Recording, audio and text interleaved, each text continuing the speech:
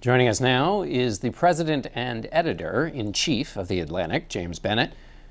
Ben Domenech is the publisher of The Federalist. Gene Cummings is political editor at The Wall Street Journal. And David Rode writes for Reuters. I want to start, we're going to look back at 2015 and we're going to go on to 2016. So, Ben, I want to start with you. What in 2015 either surprised you the most or did you find the most interesting? I was surprised the most by how quickly we saw the arguments about free speech become essentially a monopartisan affair. Civil liberties, I think, in America, the conversation about them has largely been a bipartisan one historically. But in the conversation that we saw take place on America's campuses and in our political fray, I think political correctness is now something that has moved over entirely into a conversation on the right. That surprised me to a great degree. The thing that I found most interesting, though, was actually something that Stephen Colbert made reference to in that interview that you had with him, which was the surprise of the Trump phenomenon. This is a significant one. I think it's politically significant in a way that a lot of people didn't expect. People expected a celebrity campaign. I think actually that there's something to be said for finding the good in the Trump phenomenon. He does express, to a certain degree, a degree of Jacksonian populism that has always been a part of American politics, and that I think represents a group of disaffected Americans who basically are standing up and saying the status quo is not acceptable, that they want dramatic change. What surprised you, Gene, this last year? What surprised me was the collapse of the Republican Party's establishment class. And it's not just the rise of Trump, because they've had candidates like Trump, you know, kind of the outsider candidates come and go, but they can't coalesce in the establishment lane. And it's not just in the presidential campaign, it's the entire House leadership collapsed during this past year because of the push from the outside. And that really surprised me because they've been top down for decades. Yeah, that's the other side of what Ben's talking about. We keep talking about a grassroots lane and an establishment lane. I'm starting to think that the establishment lane is like a bike lane. It's very small. The other lane is a lot bigger. James, what's your feeling about 2015? Yeah, I mean, I would go with NASA finding running water on Mars, but after that I'd have to say Donald Trump and this class warfare really within the Republican Party. The base revolting against the donor class on the core issues that have stood for, that the Republican Party has stood for cycle after cycle. Tax cuts, budget cuts, deregulation, free trade. Donald Trump is challenging party orthodoxy on all those issues, and it's working for him. Yeah, so it's not just you have a kind of shiny object candidate. He's illuminating something big, that's big blocks that are moving. David, what about you? This is a little sort of less positive, but it is Trump related, but it's the breadth of the fear of Muslims in this country and the sort of acceptance of open bigotry. We wouldn't have said, you know, it would have been completely unacceptable for someone to say in 2012 a Mormon cannot be the president of the United States. So to have major candidates saying a Muslim can't be the president, and there really isn't that much of an uproar. I mean, if he had said a radical Muslim, an extremist Muslim, that's absolutely fine. But it's the demagoguery and the tripling in attacks against Muslims. I didn't expect it to get so powerful so quickly, you know, this many years after 9/11. I feel like, though, that does speak a little bit to, when it comes to Trump's character, his ability to know how to manipulate. He knows how to manipulate a crowd. He knows human folly like the back of his hand, and he knows how to respond to it. But I also think that it speaks to something more significant in the sense that we see this broad-based populist revolt in Europe that comes from both right and left.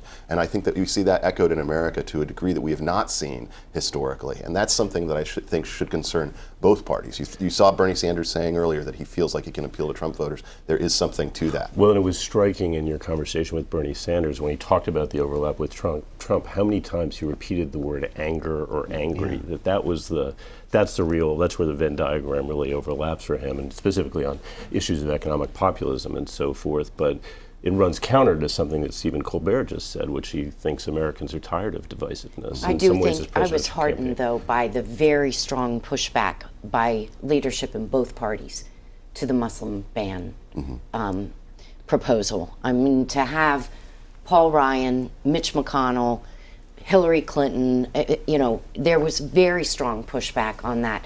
And I think for the Muslim community, that had to have been at least somewhat heartening. Yeah, although you still see in the polls that there's a still support for it within the Republican Party, and Donald Trump certainly didn't seem to fall from that. Let's switch now to 2016, although playing with all of the same themes, basically.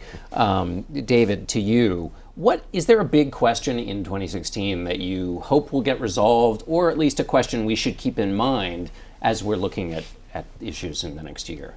It's who wins. We've all talked about this. It's who wins what's essentially an election about inequality.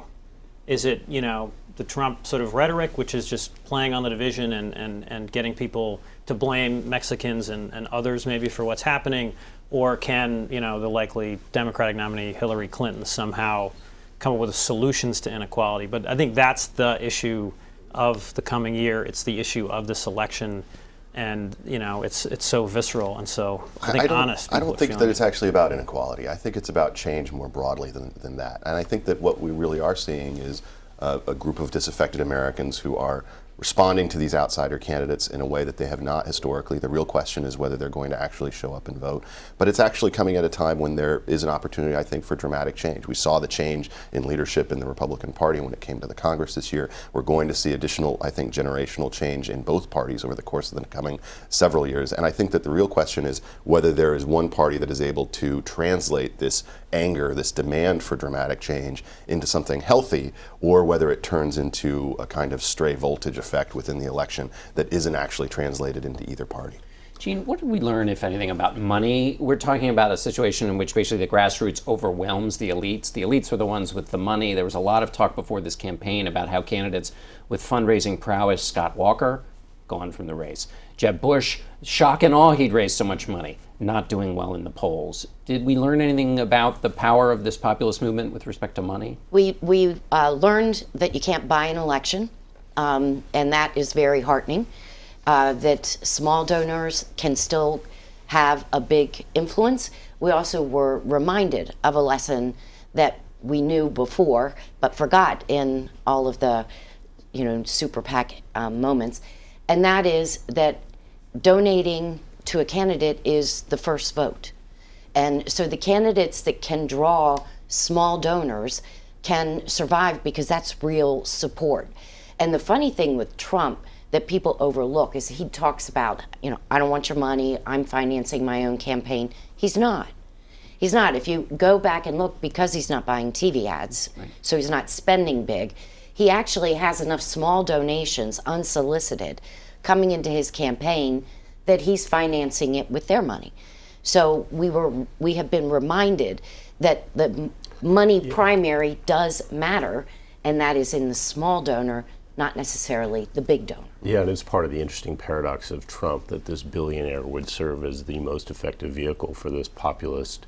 This populist strain is something we've heard going back several cycles, certainly to Pat Buchanan, but that Trump is able to call out the donor class the way he has because he's been a member of it is kind of remarkable. Can I put another question on the table, though, that I'd love the answer to in the year ahead, which is the problem of Syria?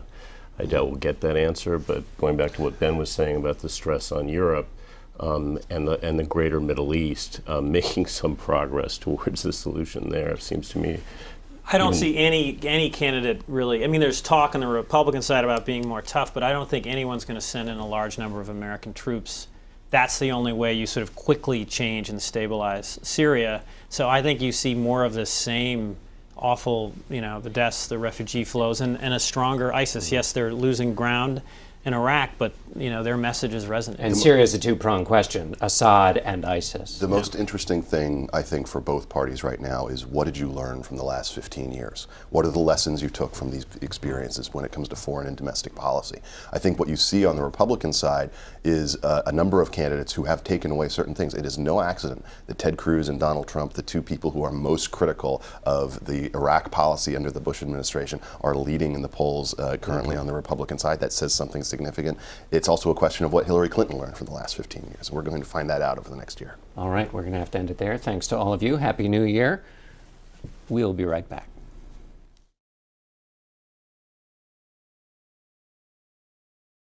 We're back with a very long-distance remote. Astronaut Scott Kelly joins us from the International Space Station.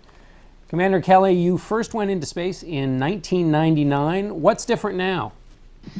Well, my first flight was on just on the space shuttle. It was to the Hubble Space Telescope, and that was before we had the International Space Station.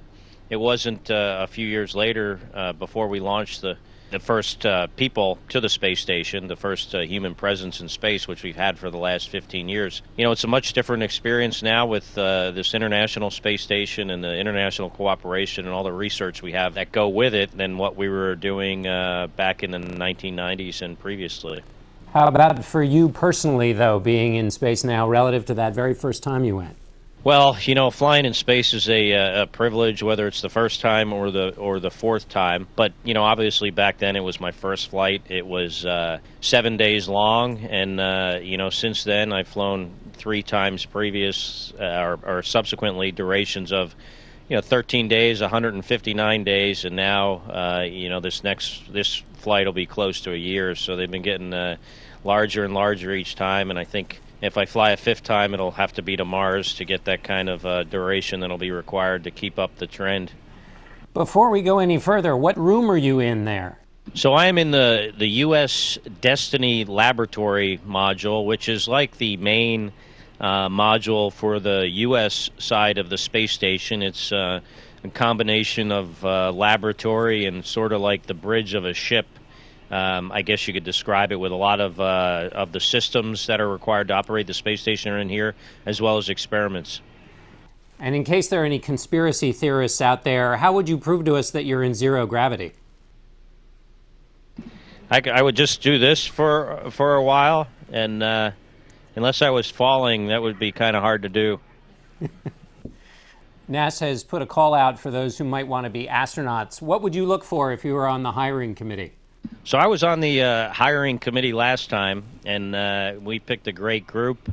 And you know, what we look for are people that are technically competent. You need a background in you know, in the scientific field, whether it's as a scientist, an engineer, medical doctor, or you know, a person that's in the military with some kind of technical background.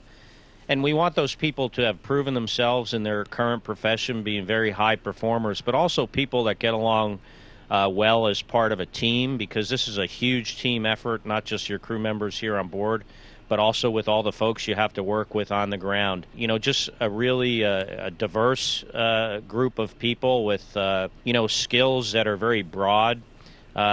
We have a lot of systems here on board the space station, and we can't call a repairman when one of them breaks, so we have to be kind of generalists in a lot of ways. Have you noticed any of the effects on space that you're there to look at and discover in yourself? You know, a lot of the data we collect is stuff that has to be analyzed on the ground. For instance, we can't see, you know, bone loss ourselves. You know, that's something that, you know, we'll have to notice with imaging technology when I get back.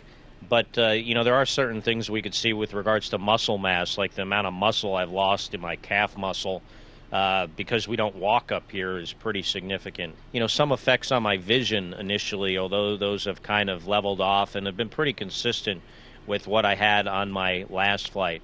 But we're also looking at, you know, the effects of this environment, the microgravity environment and the radiation environment on myself on a genetic level, how my DNA is affected. And that's using my brother as a control subject on the ground. Is it still a thrill to look out the window? Yeah, it's, you know, the Earth is a very beautiful place. It's thrilling to look at. You know, but like a lot of things, you know, if you see it often, it's not as thrilling as the first time you've seen it, but it still never fails to impress. Have you been following the news from up there? I mean, have you watched, what do you think of the presidential campaign that's going on down here on Earth? Yeah, so we have the news on pretty much all the time, unless we're watching something specific, and we have coverage about, you know, about 50 minutes every hour. So I do follow it very closely, and I have to say it's been very interesting. Commander Scott Kelly, thanks so much. And we'll be back in a moment.